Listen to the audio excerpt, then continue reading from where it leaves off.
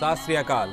गुरु पर्व के इस विशेष कार्यक्रम में मैं अपलव सक्सेना आप सभी का स्वागत करता हूं, अभिनंदन करता हूं। सबसे पहले मेरे और हमारे पूरे दूरदर्शन के परिवार की तरफ से आप सभी को गुरु पर्व या फिर कहें प्रकाश पर्व की लख लख बधाइयाँ। गुरु पर्व क्यों मनाया जाता है, क्यों इसे प्रकाश पर्व कहा जाता है? हम सभी जानते हैं कि जो संस्थापक हैं सिख समाज के गुरु नानक देव जी, आज उनकी जयंती है और इसी पे हम बनाते हैं इस गुरु पर्व को। क्या उनके ज़िंदगी से जुड़े हुए चीज़ें रहीं, किन चीज़ों की सीख आज भी हम अपनी ज़िंदगी में अपनाते हैं, इसी बारे में आज हम चर्चा करेंगे। और इस चर्चा में हमारे साथ मैं आपसे रूबरू कराना चाहता हूं हमारे विशेष अतिथि डॉक्टर मंजीत कौर जी। आपका बहुत बहुत स्वागत है डॉक्टर मंजीत। आप एक गुरबानी चिंतक हैं एवं सिखिज्म स्कॉलर हैं। बहुत बहुत स्वागत है आपका। धन्यवाद।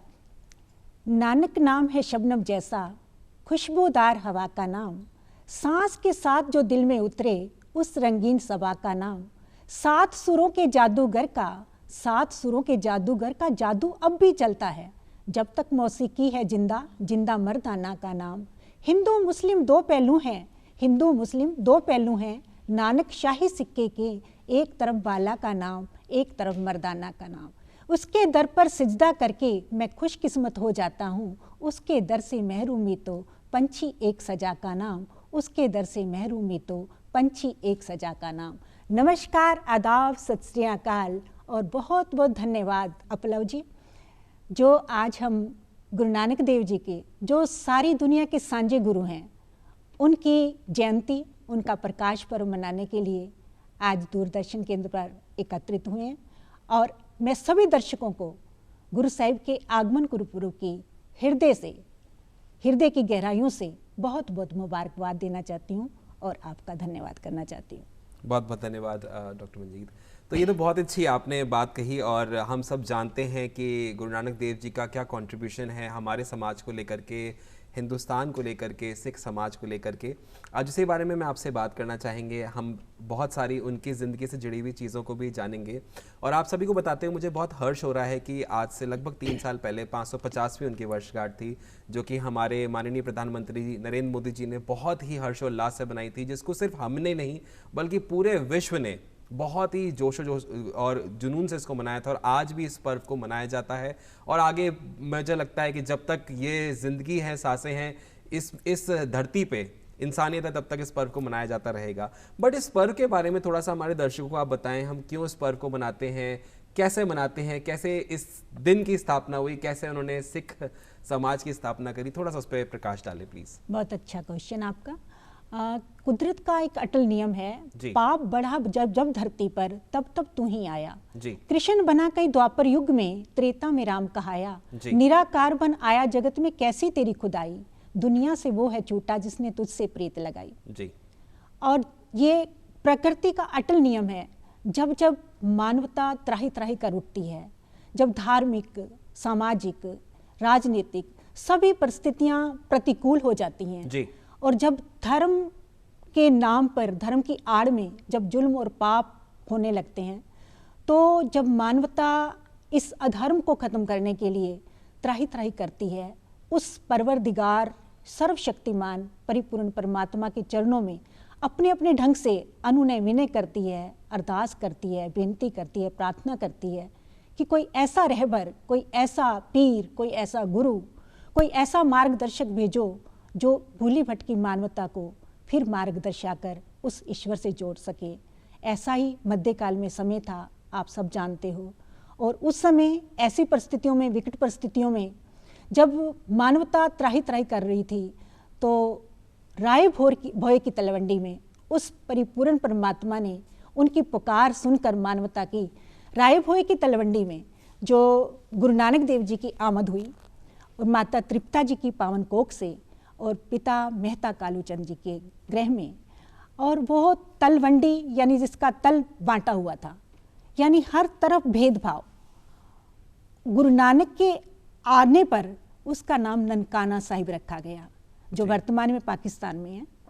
तो गुरु नानक देव जी के जन्म पर ही जो दौलता नाम की दाई थी, उसने जीवन में, कहते हैं उसने जीवन में इतनी खुशी और आनंद की अनुभूति कभी नहीं हुई उसको, जब वो जन्म पे देखती है कि सारा जो प्रकाश से जगमगा उठता है कमरा, तो उसमें बाहर आकर वो कहती है कि आज जो बालक इस धरती पर आया है और जिसको मेरा सौभाग्य है कि मैंने उसको अपने हाथों में सबसे पहले दर्शन उसने किए हैं। तो पिता मेहता कालू चंद जी को जब पता चलता है तो वो कुछ देना चाहते हैं, कहते हैं नहीं, मैं निहाल हो गई हूँ, अब मेरी कोई इच्छा शेष नहीं रह गई है। तो गुरु साहिब का जो प्रकाश से ही पता लग जाता है। इसलिए सतगुरु नानक प्रगटिया मिट्टी धुंध जग चानन हुआ, ज्योकर सूरज निकलिया तारे छपे अंधेर पलोआ। इसलिए कहा कि प्रगट होना, जन्म लेने में और प्रगट होने में बहुत अंतर है। तो वो प्रकाश, इसलिए हम प्रकाश पर्व कहते हैं और प्रकाश पर्व के रूप में ही सारी दुनिया में मनाया जाता है, क्योंकि वो सर्व सांझे गुरु हैं। इसलिए कहा गया है कि गुरु नानक देव जी के लिए अनक रहत परमात्म जोई, नानक नाम कहावे सोई, नहीं है द्वैत भाव का लेस मात्र भी जिसमें। भाई संतोख सिंह जी कहते हैं वो नाम नानक ही वो निरंकार का नाम है, उस परमात्मा का नाम है। डॉक्टर मोहम्मद इकबाल अपनी भावनाओं को इस तरह अभिव्यक्त करते हैं, फिर उठी आखिर सदा तौहीद की पंजाब से, हिंद को एक मर्दे का मिलने जगाया ख्वाब से। तो किन ख्वाबों में दुनिया सोई हुई थी, उन सोई हुई मानवता को फिर जगाने के लिए, और बचपन में ही इनका जो रुझान है वो ईश्वर भक्ति में है। माता, जैसे माता पिता चाहते हैं कि आम बच्चों की तरह हमारा बच्चा खेले, उसी तरह रहे, बच्चे को उस तरह से लालन पालन करना चाहते हैं, लेकिन इनमें एक विचित्रता उनको देखने को मिली। उनका नूरानी चेहरा, उनके जो हाव भाव, उनकी अलग तरह का ही कुछ, तो जैसे उस निरंकार ने कुछ विशेष उनको गुण देकर इस संसार में भेजा और जैसे उनको गुरु रूप में ही स्थापित करके भेजा।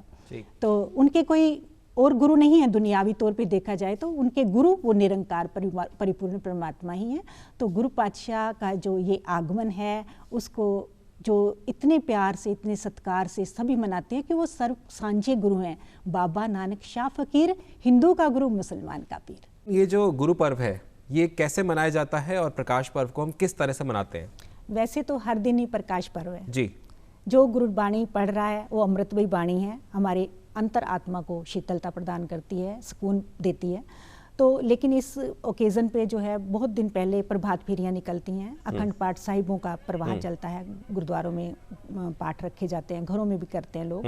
उसके बाद जो है, उसके बाद जो मेन दिन होते हैं वो 3 दिन के लिए तो विशेष तौर पर, इससे पहले नगर कीर्तन निकाला जाता है जिसमें सारे जितने भी गुरुद्वारे हैं और जो संगत है सभी धर्मों के लोग उसमें जुड़ते हैं। जगह जगह पर वो स्टॉल लगाए जाते हैं और बहुत ही बाजे गाजों के साथ बहुत ही एक गुरु जी का जो मैसेज है वो सारी मानवता तक पहुंच सके, ये एक मानसिकता रहती है। हाँ।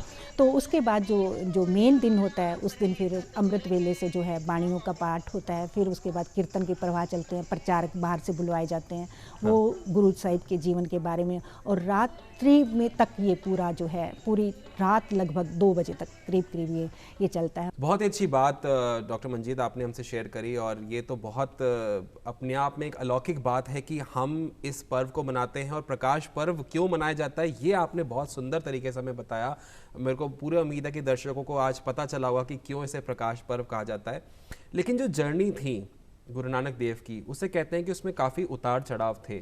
तो उसी उतार चढ़ाव को आइए जानते हैं एक अलग तरीके से, और वो अलग तरीका क्या होगा? शब्द का। तो मैं गुजारिश करना चाहता हूँ, हमारे बीच में आज शब्द पढ़ने के लिए कलाकार जो आए हुए हैं, कुलदीप जी, लवप्रीत जी और इश्मीत जी।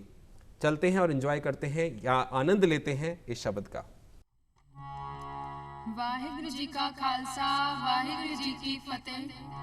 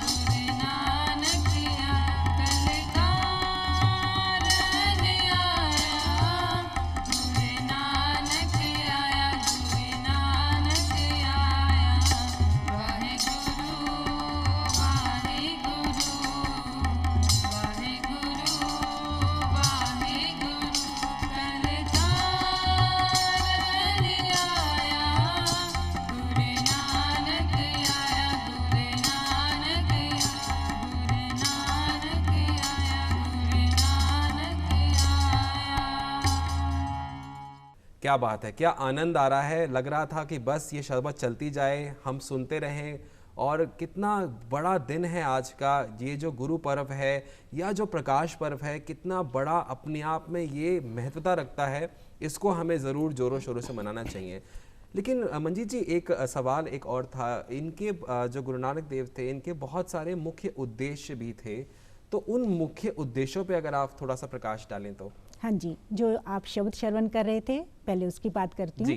कल तारण गुरु नानक आया, यानी कलयुगी जीवों के उद्धार के लिए जो है गुरु नानक देव जी की आमद हुई जी। और भाई गुरदास जी का उच्चारण किया हुआ ये शब्द है जी, जिन्होंने श्री गुरु ग्रंथ साहिब जी को लेखन का जो काम है वो उन्होंने इतना महान कार्य किया। तो कलयुगी जीवों के उद्धार के लिए उनका आगमन हुआ और किस तरह से उनके आने पर चहुं और शांति का, सुकून का माहौल बना। गुरु नानक देव जी जहाँ भी गए, बचपन में उनका रुझान है, फिर उसके बाद आप देखते हैं हर माता पिता की तरह उनको पढ़ने के लिए भेजा गया है, तो वहाँ पर भी वो गुरु, जो उनके गुरु हैं सिखाने वाले, उनको ही सिखा के आ जाते हैं। उन्होंने पट्टी, पहले तख्ती पे लिखा जाता था ना, तो वो पट्टी पे उनको लिखने के लिए दिया जैसे, तो उन्होंने उनसे उनके गहरे जो आध्यात्मिक अर्थ थे वो जानने चाहे, तो उनका तो जवाब तसल्ली बख्श नहीं मिला, लेकिन गुरु नानक देव जी ने उनको उनके अर्थ समझा दिए। तो इस तरह से एक सिलसिला चलता रहा। तो कहते हैं कि उनके पिताजी से कहा गया कि ये तो हमें पढ़ाने आए हैं, तो हम इन्हें क्या पढ़ाएंगे। तो ये फिर उसके बाद जब उनका यज्ञोपवीत संस्कार जो है उसके लिए बुलाया गया पंडित हरदयाल जी को, तो बहुत एक खुशनुमा माहौल था। उस माहौल में जब कहा गया कि आज आपको जनेऊ संस्कार जो करना है, तो उन्होंने बड़ा अद्भुत सवाल किया कि ये जनेऊ, क्योंकि उनकी एक बड़ी बहन है जिन्हें बेबे नानकी नाम से जो है बहुत सत्कार से उन्हें जाना जाता है, और वो बेबे नानकी जी हैं जिन्होंने गुरु रूप में सबसे पहले अपने भाई को पहचाना है। तो उस समय उन्होंने कहा कि ये जनेऊ माता जी को या बड़ी बहन को क्यों नहीं डाला जाता। तो कहते नहीं, इनको नहीं। तो कहते फिर कुछ ऐसा जनेऊ मुझे डालो जो ना तो जिसे जो मैला हो, ना जिसे आंच लगे, ना जो पानी में डूब सके, और जो मैं जब इस दुनिया से प्रवास करूं तो वो मेरे साथ भी जाए। तो कहते ऐसा जनेऊ तो बना नहीं है। तो मतलब उन्होंने किसी भी धर्म के उस चीज का खंडन नहीं किया, लेकिन उसके जो वास्तविक अर्थ और मायने हैं ना, उसको समझना चाहा और सारी दुनिया को समझाना चाहा कि जितने तक हम बाहर के क्रियाकलाप कर रहे हैं वो बिना श्रद्धा भावना के वो केवल कर्म कांड है। और कर्म कांडों की तुलना जो गुरु नानक देव जी हैं वो सिर्फ बंजर भूमि से कर रहे हैं। बंजर भूमि में बोया गया जैसे बीज जो है, उस पर जितनी मेहनत मशक्कत कर ली जाए वो व्यर्थ चला जाता है। उसी तरह से बिना श्रद्धा भावना के और बिना यानी उस चीज़ के ज्ञान के जो हम क्रियाकलाप करते हैं, यानी लोकाचार के लिए, दिखावे के लिए, बाह्य आडंबरों के लिए, उससे हमारा अंतर आत्मा जो है वो कुछ भी संवरने और सुधरने वाला नहीं है, परिष्कृत होने वाला नहीं है। तो हर चीज़ को उन्होंने इस तरह से समझाया। फिर उनको जब इस चीज़ से कहा गया तो फिर उन्हें कहा गया कि चलो आप जाके जो और नहीं तो कुछ तो काम करोगे। तो वहाँ उन्हें भैंसे चढ़ाने के लिए भेज दिया गया। पटवारी थे इनके पिताजी, घर में कोई कमी नहीं है, लेकिन वो संपन्नता है, सब कुछ है। जब उनको भेजा गया तो वहाँ जाकर वो इत्मीनान से ईश्वर भक्ति में लीन है और वहाँ जाकर सो जाते हैं। और जो उनके सारे पशु हैं वो किसी के खेत में चले जाते हैं। तो जब उनको पता चलता है खेत के मालिक को, तो शिकायत होती है। राय बुलार उस समय का जागीरदार है और बड़ी श्रद्धा भावना है इस परिवार के प्रति, और उनके पटवारी हैं इनके पिताजी। तो वहाँ पे जब उनके वहाँ पर जाकर जब शिकायत होती है इनके पिताजी को जाके, आपके बच्चे ने तो हमारा सारा खेत उजुड़वा दिया है। तो वहाँ पर जाते हैं और जाकर जब देखते हैं तो राय बुलार ने पहली बात तो क्या देखी कि उस समय जब धूप आ जाती है उनके सिर पर, तो एक सर्प निकलता है और उन पर उनके मुखमंडल पर जो है छाया करता है। वो देखते सार ही समझ जाते हैं कि ये कोई साधारण बालक नहीं हो सकता। उस दिन से जो समझ लो उनके वो मतलब उनको अपना सब कुछ मान लेते हैं और उनके पिताजी को कह देते हैं कि इस बच्चे की तरफ से अगर कोई इत्तेफाक से कोई नुकसान हो जाता है तो उसकी भरपाई मैं करूँगा, आप निश्चिंत हो जाएं। और जैसे ही वो जाते हैं तो उनको उस दिन से राय बुलार जो हैं उनको भी ये तसल्ली हो गई कि ये मेरा अहोभाग्य है कि मेरी नगरी में जो है इनकी आमद हुई है। और उसके बाद जो जब जाकर देखा गया तो खेतों की फसलें तो उससे भी ज़्यादा लहलहा रही थी, तो वो शिकायत भी दूर हो गई और तसल्ली हो गई कि ये कोई उस परवरदिगार का बंदा है तो जिसके लिए परमात्मा खुद आके सारे काम करता है। तो गुरु नानक देव जी के मुख्य 3 उपदेश हैं जो आपने जैसे आपने प्रश्न किया। किरत करो, नाम जपो और वंड छको। यानी किरत करो यानी मेहनत की कमाई, ईमानदारी से मेहनत की कमाई सबसे पहले। सेकंड नंबर पे उन्होंने कहा है कि नाम जपो, एक ईश्वर की आराधना। और तीसरे नंबर पर वंड छको यानी मिल बांट कर खाओ। जो आपने मेहनत से कमाया है उसको आपने ईश्वर के स्पुर्द करते हुए, ईश्वर की रहमत से ही हम कमा पाए हैं, तो उसको करते हुए एक ईश्वर की आराधना करते हुए। और फिर मूल मंत्र का जो गुरु नानक पातशाह ने उपदेश दिया है, जो जिसे हमें सिख धर्म में बीज मंत्र कहा जाता है, तो एक ओंकार यानी परमात्मा एक है, सत्य नाम, उसका नाम सदैव ही सत्य है। कर्ता पुरख वो सारी सृष्टि का रचयिता है, सब कुछ को बनाने वाला है और सब कुछ में समाया हुआ है। कर्ता पुरख सब में समाया हुआ है। जरे जरे में है झांकी भगवान की, किसी सूझ वाली आँख ने पहचान की। तो घट घट में वो रमैया जो रमा हुआ है। कर्ता पुरख निर्भव, वो निर्भय स्वरूप है, उसे किसी का डर नहीं। और जो उस परिपूर्ण परमात्मा का नाम जपते हैं, उसका टेक और आसरा लेकर चलते हैं, जीवन में विचरण करते हैं, उन्हें फिर दुनिया का कोई भय नहीं रह जाता। फिर उन्हें दुनिया का दिखावे के लिए उन्हें कुछ नहीं करना पड़ता। निर्वैर हैं, उनका किसी से कोई वैर नहीं। वो केवल हमारी कर्म जो है वो सिलसिला तो चलता है, लेकिन परमात्मा माता पिता की तरह है और सारी सृष्टि की जो जितनी रचना है वो सब उसके बच्चे हैं। निर्भय निर्वैर जो ऐसा स्वरूप है वो परिपूर्ण परमात्मा, और वो स्वयं से प्रकाशवान है।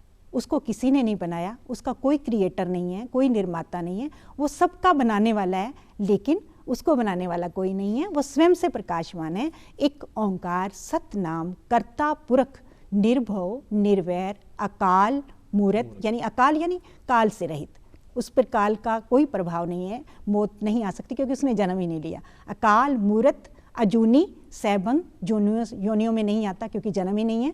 अजूनी सैभंग स्वयं से प्रकाशमान। और ऐसे उस परिपूर्ण परमात्मा को केवल और केवल गुरु कृपा से ही जपा जा सकता है। और उसकी आराधना गुरु कृपा की मध्यस्थता रहेगी तो बंदा अहंकार से बचा रहेगा। तो किरत करनी है, मेहनत की कमाई हमेशा गुरु नानक पातशाह ने अपने हाथों से किरत की है। और 18 साल लास्ट में जो है करतारपुर नगर बसाकर उसमें आप रहे हैं और हल चलाया है खुद। और फिर भोजन तैयार करवाना, लंगर तैयार करवाना और फिर सारी संगत में बांटना। नाम का प्रवाह चलता और संगत और पंगत का प्रवाह चलता। और वंड चकना मिल बांट के खाना, अपनी नेक कमाई में से 10वां हिस्सा कम से कम जो आपको लगाना है। और आप देख रहे हैं कि दुनिया में कहीं भी आप चले जाओ जहाँ गुरु का द्वारा है, गुरुद्वारा है, वहाँ पर आपको हर समय ये सारी व्यवस्था मिलेगी। और एक ही पंगत में बैठ के राजा रंग सभी बैठकर एक ही तरह से भोजन छकेंगे। तो ये वंड छकने की जो मर्यादा है वो भी गुरु नानक पातशाह ने, घाल खाए कि छत्थों दे नानक राह पहचाने सोए। घाल खाने यानी मेहनत की कमाई करके फिर हाथों से कोई दान करता है तो वो दान फलीभूत होता है और वही उन्होंने जीवन का असली राह पहचाना है। तो आपने देखा कितनी सुंदर बात हमारे सामने, सिर्फ बात ही नहीं बल्कि मैं कहूँगा बातें आई हैं, क्योंकि बहुत सारी चीज़ें हम सीख सकते हैं, अपनी ज़िंदगी में ढाल सकते हैं।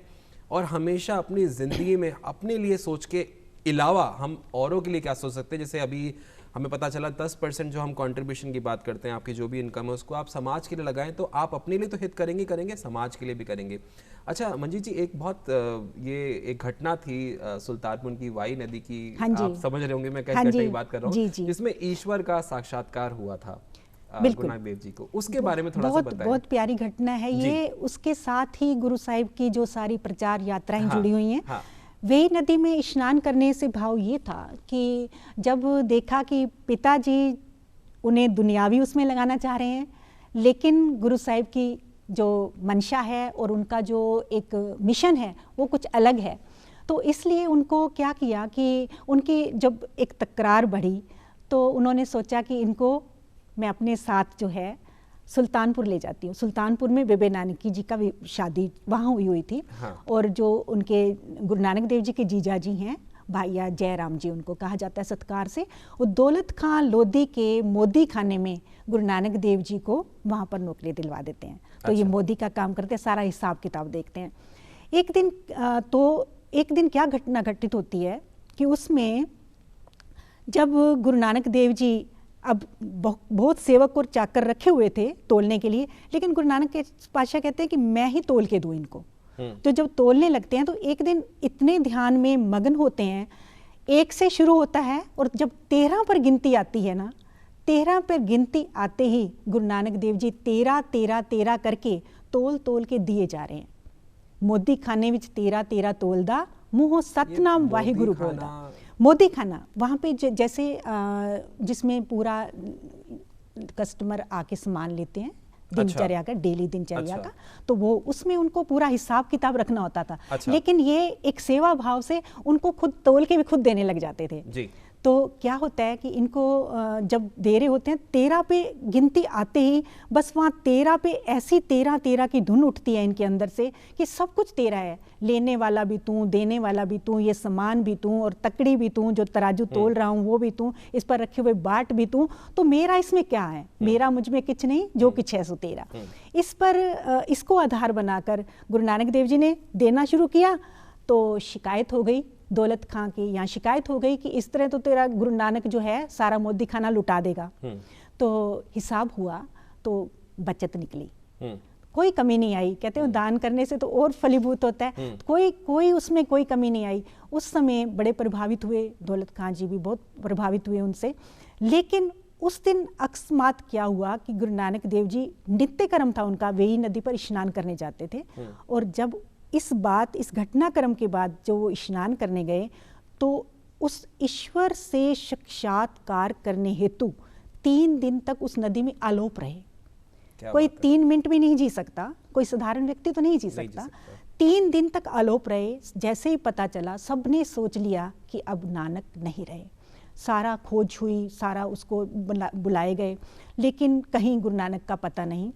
3 दिन के बाद वो जिस स्थान से उन्होंने डुबकी लगाई थी, हाँ। उस स्थान से वापस आए, ना को हिंदू ना मुसलमान का जो है नारा देते हुए, और वहाँ पर ही जो अपन मूल मंत्र की बात कर रहे थे उसका उच्चारण किया। उसके बाद उस अकाल पुरख वाहिगुरु से साक्षात्कार करके और उस परमात्मा ने उनको जिस मिशन के लिए भेजा था, फिर ये प्रचार यात्राओं पे निकलते हैं। फिर 4 उदासियाँ, 4 धार्मिक यात्राएं की, 25 साल इन्होंने भ्रमण किया है, लगभग 55,000 किलोमीटर इन्होंने पैदल यात्राएं की है उस समय में जब कोई साधन नहीं होते थे। और उसके दौरान जहाँ जहाँ भी गए ये वहाँ जाकर जो लोगों का उद्धार किया है, उनको मातृभाषा में सिखाया है। सारी भाषाएं जानते थे गुरु नानक देव जी, लेकिन उनको मातृभाषा। एमनाबाद में, इसके दौरान एमनाबाद में गए हैं, वहाँ भाई लालो जी के घर में जाके रुके हैं। वो बढ़ई था, खाती का जो काम करते हैं, गरीब था, और उसकी जाके कुंडा खड़काते हैं, तब बेल नहीं होती थी, कुंडा खड़काते हैं और जाके फिर जब वो आता है तो उस समय गुरु नानक देव जी उनके पास बैठते हैं। वहाँ शब्द प्रवाह चलता है, भाई मर्दाना जी हमेशा गुरु नानक देव जी के साथ होते हैं। और कहा एक दार्शनिक ने, गुरु नानक देव जी ने जप नहीं किया, तप नहीं किया, वो समाधियाँ लगा के नहीं बैठे रहे। गुरु नानक देव जी ने सिर्फ गाया है, गाया इस कदर प्राणों से कि गुरु नानक का गीत ही जप हो गया, गुरु नानक का गीत ही तप हो गया, गुरु नानक का गीत ही समाधि हो गई, गुरु नानक का गीत ही रब हो गया, वो अकाल पुरख हो गया। तो इस कदर गाना प्राणों से कि रब को साक्षात संगीत में से ही पा लेना। संगीत वैसे भी वो पहली सीढ़ी है जो उस परमात्मा तक पहुंचाती है। तो फिर क्या होता है कि एमनाबाद में जब वो भाई लालो जी के घर जाते हैं तो उसके घर में कभी भी गुरु नानक देव जी ने नहीं कहा कि मुझे भूख लगी है। आज पहली बार गुरु नानक देव जी ने कहा कि हमको खाना खाना है। तो वहाँ पर उनकी रूखी रात की बची हुई रोटी जो है वो परोसी जाती है, बड़े इत्मीनान और प्यार से खाते हैं। भाई मर्दाना जी देखते हैं कि ये तो रात की रोटी है, सूखी है, कहते हैं मेरे को भूख नहीं है, जबकि अक्सर भाई मर्दाना जी कहते होते थे मुझे भूख है। तो गुरु नानक देव जी ने कहा कि ये मेरे भक्त का प्रसाद है, अगर तुझे चाहिए तो इसको सीधा अंदर ले जाना, दांतों के नीचे मत लाना। तो बड़े प्यार से उन्होंने वहाँ पर भोजन किया और बहुत दिन वहाँ रुके एमनाबाद में। तो भाई लालो जी के उसी दौरान जो है मलिक भागो ने जो ब्रह्म भोज कर रखा था उस पर बुलाया गया, लेकिन वहाँ ना जाकर गुरु नानक देव जी ने वहीं रहे और फिर उसके जो 36 प्रकार के भोजन थे वो मंगवाए गए, उनको निचोड़ा तो उसमें से खून निकला और इसकी सूखी रोटी से जो है दूध की फुहार निकली। तो कहते हैं वही तभी कहा कि मेहनत की कमाई, परमात्मा की बंदगी और मिल बांट के खाना। क्या बात है। तो आज के ज़माने में ना हम लोग ये बात बहुत अच्छी तरह जानते हैं, impossible itself says I am possible. ये चीज़ उस समय सोची गई 55,000 किलोमीटर, मैं सोच के दंग हूँ, इतना मैं मेरी शायद सोच से परे है ये, वो करके दिखाया था गुरु नानक जी ने। और कितनी अच्छी बात, कितने अच्छे एग्जाम्पल्स हमारे सामने सेट किए।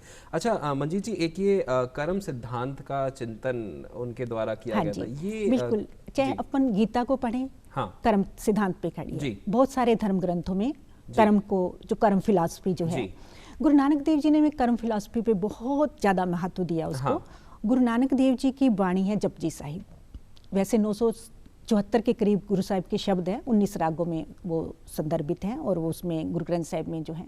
और गुरु ग्रंथ साहिब की शुरुआत ही गुरु नानक देव जी के मूल मंत्र से होती है, एक ओंकार से होती है। कहते हैं पुण्य और पाप कर्म को आप मजाक में मत लेना, पुण्य और पाप कर्म को बार बार जब आप करते हो उसको संस्कार रूप में उकेर कर आप अपने साथ लेके जाते हो। दुनिया की कोई चीज़, इवन कि अपना तन भी साथ नहीं जाता, लेकिन हमारे किए गए कर्म जिसमें हमारा मन और हमारी बुद्धि जुड़ी होती है, वो हर एक कर्म का संस्कार बनना कुदरती शुरू हो जाता है, प्राकृतिक रूप से शुरू हो जाता है। और संस्कार कब स्वभाव में बदल जाते हैं कोई नहीं जानता। इसलिए पुण्य और पाप कर्म कहने मात्र के लिए नहीं, कर कर करना लिख ले जाओ, बार बार करके वो अपने साथ तुम लेके जाओगे। हाँ।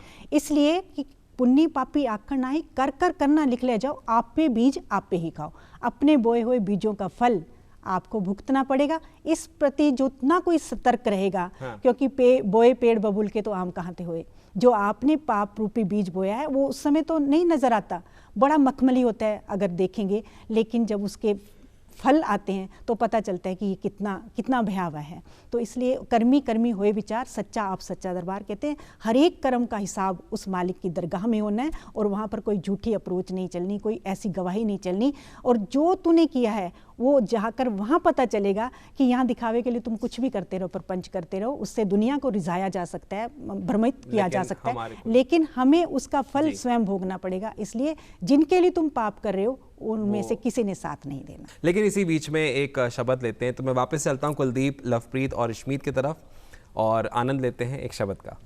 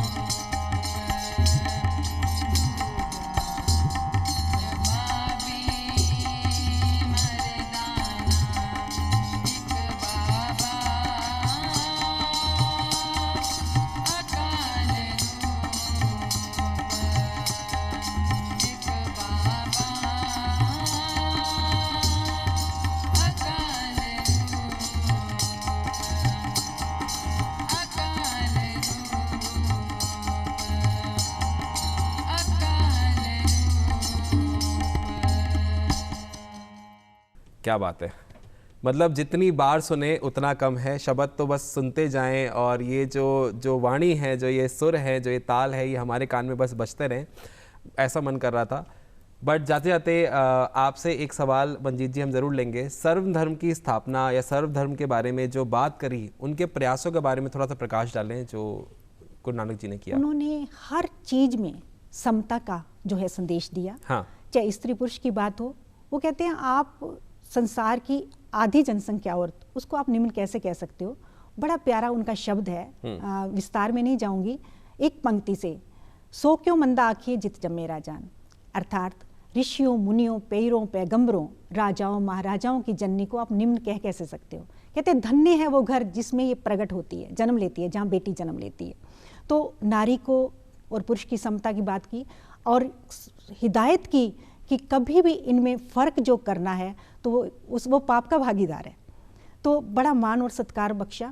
और समता के लिए उन्होंने जो लंगर की प्रथा चलाई, उसमें तो आपको पता ही है कि राजा और रंक जो छोटी से छोटी जाति वाले भी हैं, वो भी और उसी पंक्ति में बैठेंगे, उन्हीं बर्तनों में खाएंगे।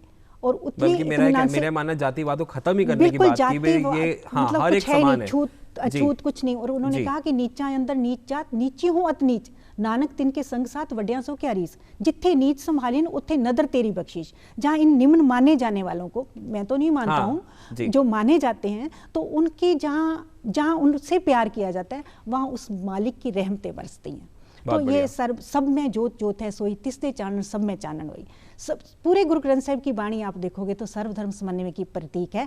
सबे घट राम बोले, रामा बोले, राम बिना को बोले रे, अव्वल अल्लाह नूर पाया कुदरत के सब बंदे, एक नूर ते सब जग उपजा, कौन भले को मंदे। जिन भक्तों की बाणी है वो किस किस जाति से बिलोंग करते हैं कोई फर्क नहीं पड़ता, उनको हम गुरु मान के ही नतमस्तक हो रहे हैं। हाँ। तो गुरु साहिब की बाणी का ही पावन यही उपदेश है। और पंचम पातशाह गुरु अर्जन देव जी ने जो ये संपादना की, तो उसमें सबकी बाणी को एक स्थान पर रखकर और उसको गुरु रूप में मान्यता देकर, तो सर्वधर्म के हिंदू तुर्क कोई राफजी इमाम साफी मानस की जात सब एक को पहचान वो का जो है पावन संदेश जो है हर जगह उन्होंने दिया है। गुरुदेव रविंद्रनाथ टैगोर ने तो जो उन्होंने आरती उच्चारण की है जगन्नाथपुरी में, उसके लिए भी तो उन्होंने कहा कि ये विश्व तराना है, जब सब में उसकी जोत को पहचानना ये विश्व तराना है। इस तरह से उनको सजदा किया है, नमन किया है। क्या बात है, बहुत अच्छी जानकारी आपसे मिली मंजीत जी। आपने बहुत सारी बातें हमारे साथ आज रूबरू करी, शेयर करी गुरु नानक जी की ज़िंदगी से जुड़ी हुई, और हम लोग इससे बहुत कुछ सीख लेंगे। आप लोगों ने भी आज बहुत कुछ सीखा होगा और अपनी ज़िंदगी में हमें इसको ज़रूर उतारना है। हर एक सीख अपने आप में बहुत बड़ी होती है, उसको अपनी ज़िंदगी में भी उतार करके हर एक दिन उसको जीना है, अपने साथ किसी और के लिए ज़िंदगी जीना। ये जो हमें सीख मिली है इसको निभाना भी है और अपने आप से वादा करना है कि हम इस ज़िंदगी को कहीं ना कहीं एक ऊंचे मुकाम पे ज़रूर लेके जाएंगे। फिर आपसे मिलेंगे, नमस्कार।